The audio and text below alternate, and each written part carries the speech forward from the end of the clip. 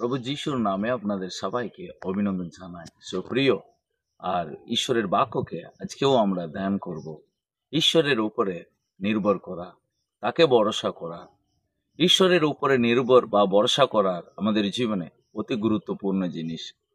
বাইবেলে সালোমন বলে একজন ব্যক্তি ছিলেন। তিনি ধনী ছিলেন এবং ঈশ্বর তাকে প্রচুর পরিমাণে জ্ঞান প্রদান করেছিলেন।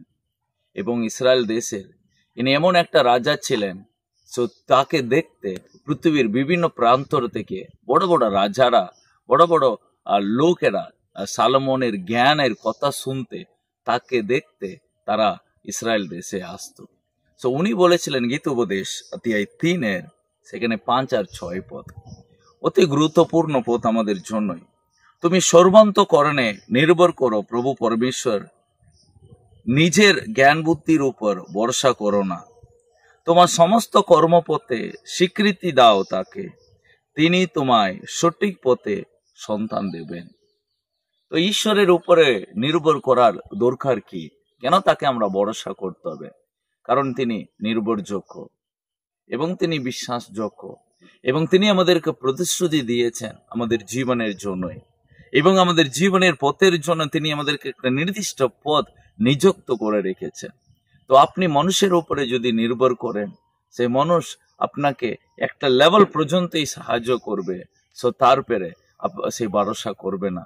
ডাক্তারের উপরে যদি নির্ভর করেন, ডাক্তার একটা লেভেল পর্যন্ত আপনাকে সাহায্য করবে, তারপরে সেও আপনাকে সাহায্য করতে পারবে না।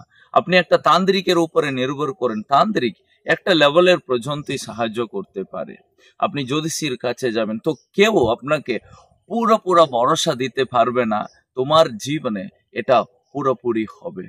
তো ওই জন্য সাদা প্রভু এখানে বলছেন মানুষের উপরে নির্ভর করো না, নাম্বার 1।